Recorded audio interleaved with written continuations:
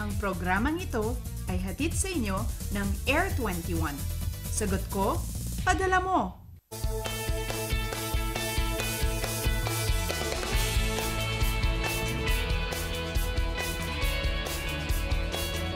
Good morning, Pilipinas! Ayon po sa ating Philippine Standard Time, alas 5 na po ng umaga. Bago ang lahat, magbatian muna tayo ulit. Happy New Year po sa inyong lahat! Kamusta po ang pagsalubong ng inyong bagong taon? O patingin nga po ng mga kamay? O ayan, aba, kompleto pa naman ang mga daliri. So ibig sabihin po niyan, ligtas mong na-celebrate ang pag-welcome sa taong 2014. Maraming salamat po sa pagsama nyo sa aming programa kagabi para po sa countdown.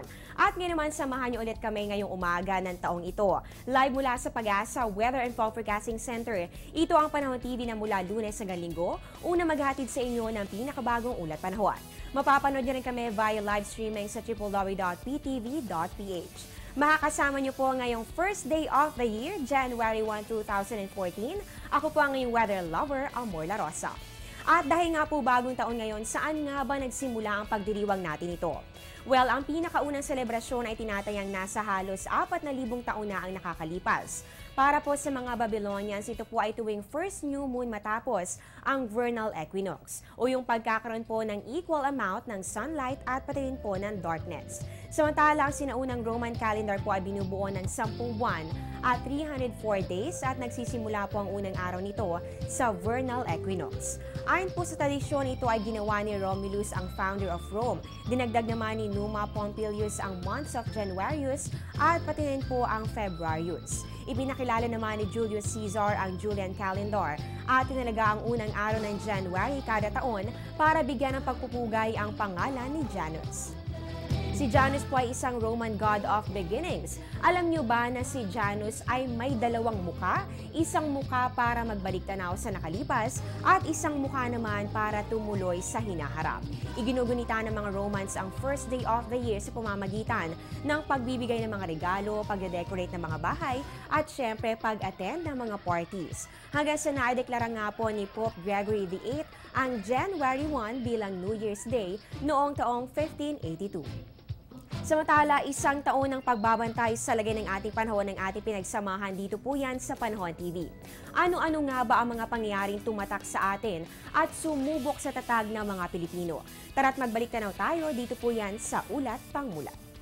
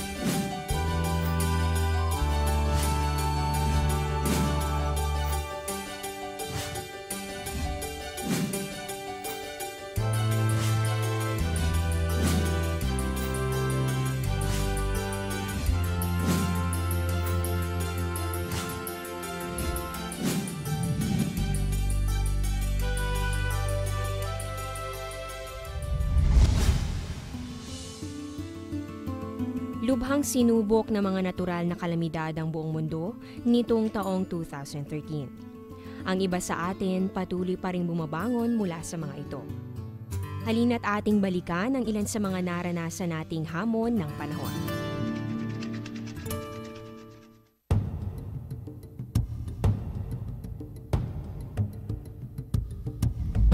Ika-11 ng Disyembre noong nagkaroon ng winter storm na pinangalanang Alexa sa Middle East.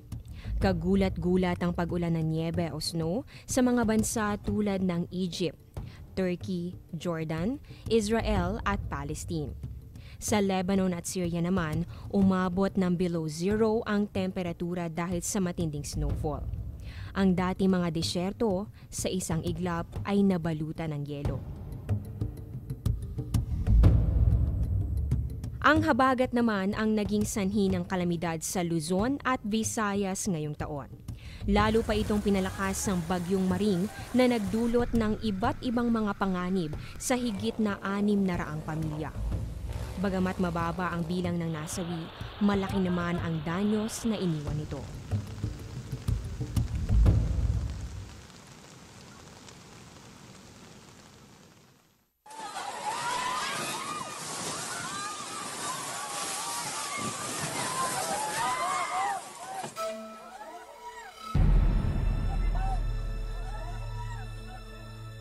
Niyanig ng 7.2 magnitude na lindol ang Bohol noong ika-15 ng Oktubre.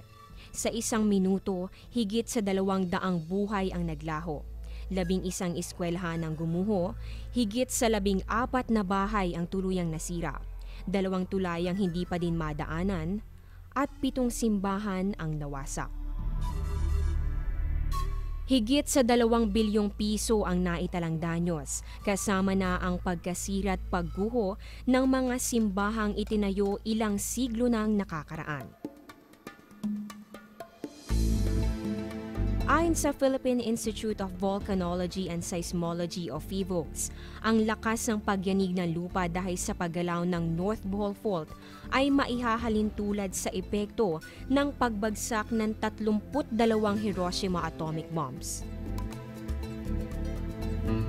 Base sa seismic activity, nasa 40 hanggang 70 kilometro ang haba ng North Bohol Fault na posibleng tumatagos sa mga bayan ng Buena Vista, Inabanga, Clarin, Tubigon, Calape at Loon.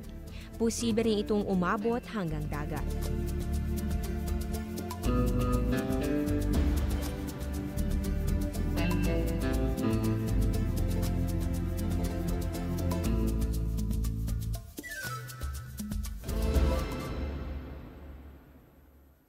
Ngayong taon, 25 bagyo ang dumaan sa ating bansa at 9 sa kanila ay nasa typhoon category.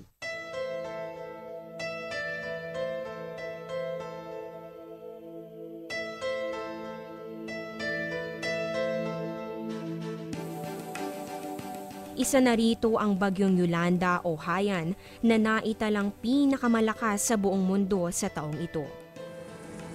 Ayon sa Pag-asa, maihahanay ito sa pinakamalalakas sa bagyo sa kasaysayan ng mundo.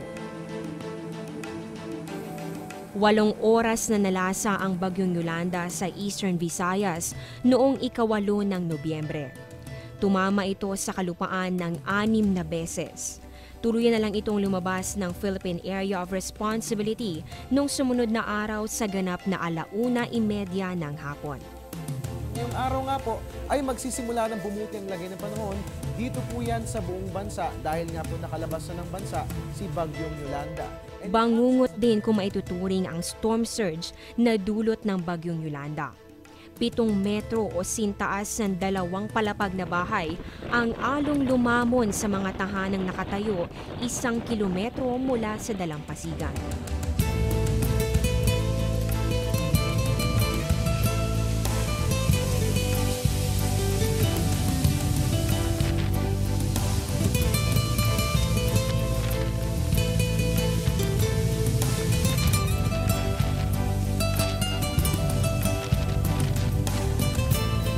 Sa ngayon, higit sa 6,000 na ang bilang ng namatay at higit sa 1,000 ang patuloy pang hinahanap.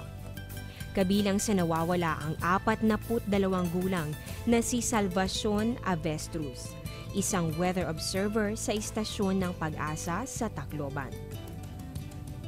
Tinatayang higit sa 36 na bilyong piso naman ang naiwan nitong danyos sa infrastruktura at agrikultura.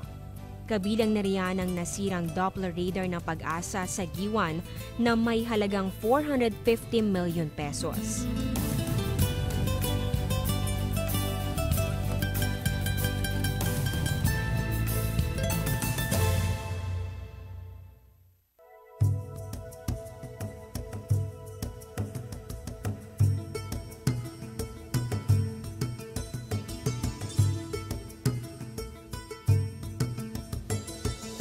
Bagamat hanggang ngayon ay mistulang ghost town pa rin ang ilang mga bahagi ng Tacloban, unti-unti nang bumabalik sa normalang pamumuhay ng ilang mga residente roon. Dumadagsa pa rin ang tulong mula sa iba't ibang panig ng mundo, isang patunay na ang bayanihan hindi lang kaugaliang likas sa ating mga Pilipino, kundi pati na rin sa buong sangkatauhan.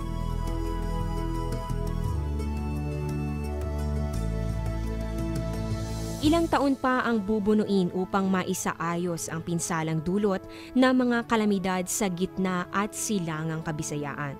Ngunit dahil sa walang humpay na pakikipagtulungan, tiyak na muling sisibol ang pag-asa sa mga survivor ng lindol at bagyong Yolanda. Masalimuot man ang ilang kabanata ng taong ito, hatid naman ito ang mahalagang aral para sa susunod na mga henerasyon.